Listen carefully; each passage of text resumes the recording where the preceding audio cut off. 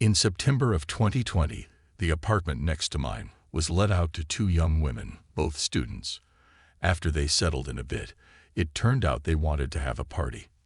No big deal, except Belgium was in full lockdown at this point due to COVID, and you were supposed to only have one fixed visitor over. But then again, to be young again, etc., so I didn't really care. During this time, I was working in healthcare. I work with the mentally disabled, but I volunteered for the ad hoc COVID team, meaning I got called upon to tend to those residents who were sick and needed quarantining, or were effectively diagnosed with COVID. This meant pretty long working hours, and I spend about 10 to 11 hours a day at work, with a full hour bike ride to and from work. Needless to say, I was pretty tired pretty much all the time. So I wasn't looking forward to the noise from a party, but I'm pretty chill and know that living in the city, some noise is to be expected. So they are having their party, and I can stand some noise and music. But this party was fucking wild. People shouting full on in the hallway, wrecking things, etc., at about 4 in the morning. I introduced myself to the neighbors and asked them when they could expect their company, plus 20 people, to leave, and if they could refrain from having a party the next day, as I have to work and get up at 6 every day. So they promised they would keep it down the rest of night. They didn't, and that they wouldn't have a party the next day. Plot twist, they did have another party, and then did another one the day after. At this point, I had been going a full 3 nights without sleep, and was nearing neurosis. Every night I had talked to the girls, and every night they would be full of apologies and stuff, but nothing would change. I also felt terrible when I had to enter their place, because it would be absolutely packed with people, and I work with some very vulnerable people at work who I wouldn't want to spread COVID to. This was pre-tests, pre-vaccines, pre-much of the knowledge we now have about COVID.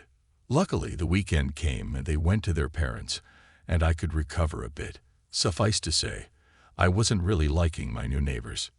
During the next few weeks, they refrained from big parties, but they would have a constant flood of people coming over during the night. And by constant, I mean constant. Like their bell would ring 70 times a night, and people would always be coming or going. And those people would be drunk and loud. Our communal hallway is pretty much an echo chamber because it's all stone, and any noise will travel throughout the building. Basically, I couldn't rely to sleep at night. It drove me crazy. I could only sleep Friday through Sunday, because then they would go off to their parents or whatever. I couldn't grasp how they could know this many people that would always be coming and going. During one night, while knocking on their door to complain about the noise, I encountered my upstairs neighbor, who is also on Reddit, Hi, and decided that we would have to join forces to get this to stop. My neighbor told me some important bit of information. The reason there were people coming and going all the time was because they used their apartment as a makeshift bar/hangout. During this time, bars were closed due to COVID, and all those students were using the big apartment to hang out. Moreover, across the street was another frat house, with 5 boys living there, and that too was a secret hangout. So people would hang out at those 2 places, and cross the street if they wanted a different atmosphere or wanted to see their other friends, etc. And the boys from across the street would also come over 15 times a night. Most visitors seemed to be law students or affiliated with them. Basically, our communal hallway was just a part of their cafe space now.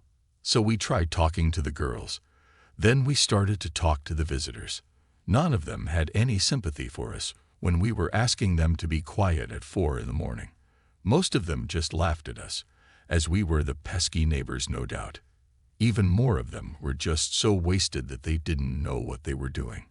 So we started calling the police dozens of times. Most of the times, they weren't let in and police told us they couldn't do anything. We kept calling, as we wanted a record of our calls in the system. Belgium was still in full lockdown at this point, and what they were doing was full-on illegal. Even so, police told us their hands were tied if they wouldn't open the door. When the police couldn't help, I turned to the next best thing. I'm a social worker, and so I have no problems looking up information and calling around to look for help. This is what I did.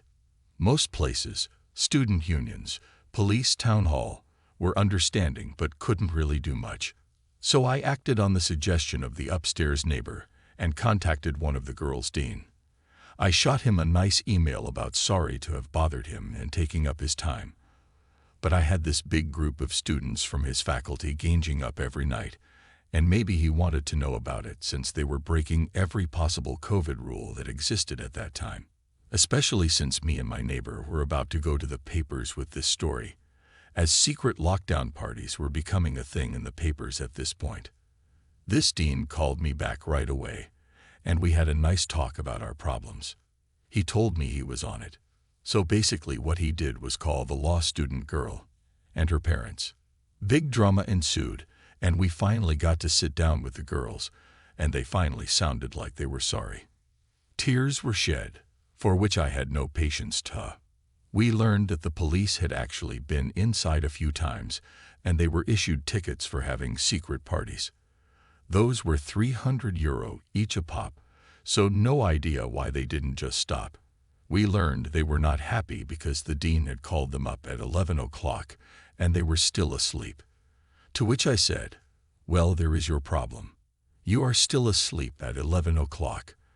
I'm up at 6 every day, and you girls haven't been a bit understanding about that. So we got to feel a bit like we got our revenge, and we got to vent, but we kept it kinda nice and parted in good terms, hoping that this would bin it, and we could live together as nice neighbors. But if that were the case, I wouldn't be here, right? You'd think they would have gotten the point now, and would refrain from making noise and partying. Well, you'd be wrong. Basically what they did was they moved to the frat house across the street and started partying there. There were slightly less people running to and fro, but the noise was still a problem. And we were now in the middle of the second COVID wave, and these people were meeting up with big groups like crazy, while I hadn't seen a soul in almost a year. Never mind the people at my work, who were forbidden from even going to their own friggin' family. The whole thing was just ridiculous. My upstairs neighbor happened to film such a party across the street and had sent the clip to me. We were thinking about going to the press with our story, but weren't really sure if it would be a good idea. So I posted the clip of the party on the subreddit of our country to test the waters. It got quite some comments and upvotes, and it seemed most people were also sick of people disregarding the rules and having secret parties. After some talks with the upstairs neighbor, we decided to contact the press and simultaneously go up a step in the university hierarchy and contact the vice rector that had the power to start up a disciplinary case against the students.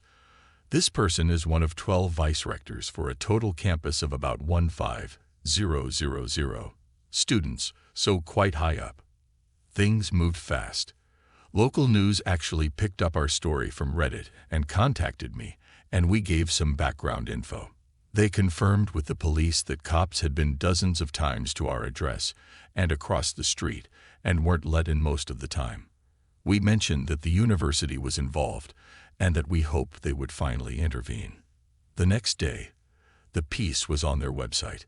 It went viral there and got promoted to the sites of most national newspapers. Its headline was sensational enough, mentioning the dozens of times police had showed up and also mentioning how healthcare workers were being kept up by selfish students. At the same time, the vice rector contacted us to take our statements, which we already had prepared up on paper, and informed us they would investigate and could possibly start up disciplinary actions. At the same time, more reporters were contacting me throughout the day, and we made sure to mention that to her and link the university the printed articles. The next day, while at work, I got a message from the upstairs neighbor that a film crew from the national news was at our doorstep. He declined to talk to them, and I would have done the same, since this was getting pretty big now, but they made a segment anyway. And sure enough, that night at 7, here was my street and a short section about cops standing in front of a closed door a dozen times and the local press cop talking about the troubles of closed doors. Best part about it was that a student from the offending frat house across the street had let the film crew in and said on camera exactly what were accusing them off towards the university, that they had been having parties and didn't let the cops in, and that they had done it multiple times. No idea what made him think that was a good idea. Anyway, trying not to make a huge story even longer, the press died down some time later, thank God, and the disciplinary action from the uni went through. Before the hearing, we sat down with the girls from our block and cleared some things up. We wanted to live like normal people together, and we tried to make some amends. Because we put in a kinda good word for them, they got the lighter end of the stick, 40 hours of community service and some probation. The guys across the street got 80 hours each, and each had to write us a letter of apology, which I thoroughly enjoyed reading every time I got one. Sad part is, most of them sounded just like dumb young kids, but that was after getting called out on the news and being part of a disciplinary action. But we never wanted to escalate things this far. Some noise is to be expected when living in the same building, and we were never going to go to these extremes for some expected noises. But these people went to the extremes, and so we were forced to do the same. Rest of the year, a simple message on WhatsApp was enough to silence any noises we had coming from their apartment. If anything, I hope they learned that even very polite and chilled people can become very upset when presented with sleep deprivation and excessive noise. Told your neighbor frat students party full on in COVID lockdown, and I call the dean and national news on them. They get shamed in the papers and on the biggest national news station, and get scolded by their university. My former boss is the worst human being I've ever met.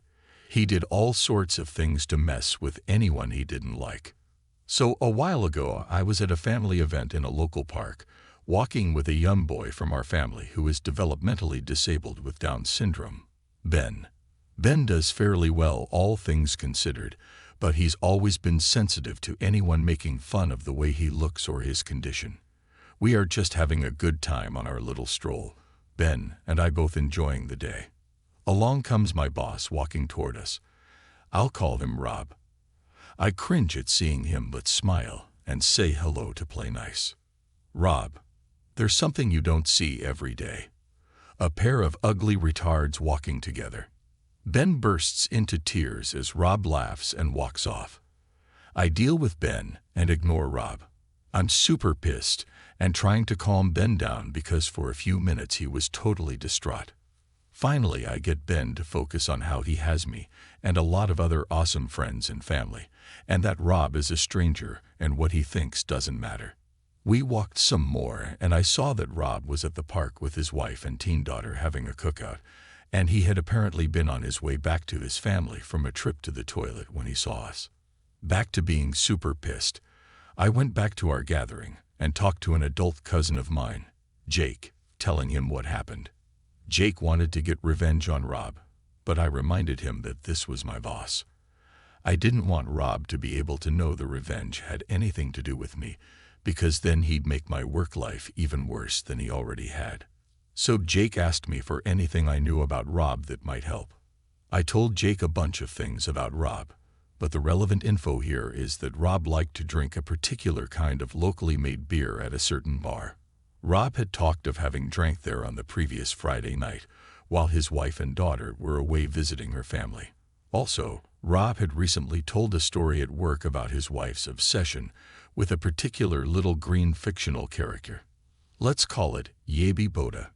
Turns out his wife kept a stuffed Yabi Boda on their bed at all times. I wasn't there for the revenge setup itself because I didn't want Rob to see me, but Jake filled in the details afterward. It was basically this. Jake approached Rob and put an arm around his shoulders and tried to kiss him. Rob pushes him off. Rob, what are you doing? Rob's family is now paying attention.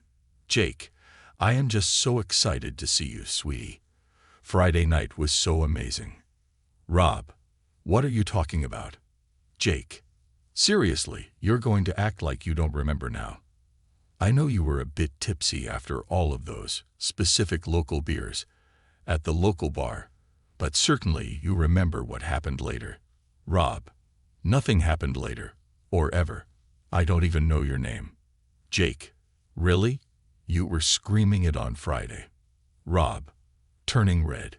You lying son of a... Rob's wife. Interrupting. Listen, I don't know who you are, but this is my husband. I'm sure you have him mistaken for someone else. Please just leave us alone. Jake. Oh no, I'm not mistaken. We had the best sex ever on Friday night, and now he's acting like he doesn't even know me. Rob's wife. I told you, this is my husband. You're mistaken. Jake. Oh, maybe I am. I guess it was someone else who took me back to his place on Rob's Street and had great sex with me on the bed right next to Yabi Boda. Sorry. Jake turns and walks away. Rob's wife. Oh my God. Rob, WTF is wrong with you? You're gay now. Really? Already long story made a bit shorter. Rob's wife wasn't real happy with him anyway, and this was apparently the tipping point that made her file for divorce soon thereafter. Rob frequently complained at work in the following months about how he didn't care about his wife, but really missed his daughter and how much it sucked to live in his new place compared to his old home. Every time he complained about his lack of a home life at work, I knew he did it to himself when he was mean to a developmentally disabled kid. The best part is he never figured out I was involved at all. Just flipping through a few stories and reading about entitled drivers getting their just desserts. This made me think back to my days as a paramedic. We got a call to a house where there was a bariatric patient who had fallen. The patient was morbidly obese and weighed around 30 stone, 420 elves. This story isn't really about them though. There are many reasons people get to this size, and I'd never judge, only helped. No, the problem here was a really arrogant neighbor we had come across before, and boy was this chap an judgmental moron. Our patient had a car and had a disabled parking permit. They also had a council-designated disabled parking spot outside their home, which the neighbor kept parking in. There had been a number of letters from the council regarding this, and a number of parking fines just served to annoy this chap even more. On the day of the story, I took the call that the patient had fallen, and we went to the house. Sure enough, the neighbor was not only parked in the disabled spot, but had parked a second car blocking access to the patient's driveway. I assessed the patient and suspected they had a broken hip, so needed to go in. I sent my colleague round to the neighbor to ask them to move the cars, and when they came back, I was told the neighbor had just told my colleague to do one. No problem. Time to get the message home. I radioed through to our control center and asked for the fire service and police. We needed the fire service to help lift the guy, and the police to do a little parking control. The fire service were the first to arrive, and I spoke Todd, crew commander, to let them know what the situation was. A fireman went to the house to ask the neighbor to move the car and was told the same as my colleague. The message was relayed back, and the watch commander just asked me one question. Is the patient's life at risk? I knew exactly where this was going, and it was time our thoughtless neighbor got the message. My answer was yes, there is equipment I need to get into the house, and the driveway is blocked, preventing me doing so. The watch commander told the fire truck driver to move those vehicles. It was really satisfying to see both vehicles being pushed down the road by the fire service, and the look on the neighbor's face as he came out spitting and screaming was well worth seeing. His complaints taught police fell on deaf ears. They were well aware of his history of obstruction, and my clinical assessment that the patient's life was in danger was more than enough justification for the vehicles to be moved. I doubt it made our patient's life any easier, and sadly they died a few months later without leaving hospital, but it really did bring a smile to their face as we wheeled them out. For context, years ago, I, 20F, and the father of my first two children, 26M, were going through a rough time in our relationship. He was working night shift as a janitor in a nursing home, while I was going to college for nursing during the day. We had a 1-year-old, and I had just given birth to our son 3 months earlier. There was a woman that he worked with that I had gotten to know pretty well when I would bring him his lunches. We were friends, or so I thought. He was supposed to be waxing the floors at night when no one was up and about. Just so happened my cousin ran into him and her having drinks at a local bar on one of the nights that he was supposed to be working. Quing massive fight. Got off early, just friends, blah blah blah, won't happen again. About a month later comes the talk. We have been fighting too much. Let's keep this amicable for the kids and stay friends. Mind you, the house was mine. I paid the bills with grants and scholarships I earned through school. The car he drove was mine too. I would be nice and allow him to stay till he got something figured out, still take my car to work. I still fed him all that good nonsense. Then he starts being loving, and we continue a physical relationship. I happen to be feeding our son one morning while he still sleeps and his phone goes off. I know, don't look for it if you don't want to know, right? Turns out he's been carrying on a relationship with the other woman the whole time he's been with me. It would have been fine if that's what he wanted, if he wasn't doing the same with me at the same time. Quick petty revenge. I crawled back into bed with him, naked, and he snuggled up like he always does.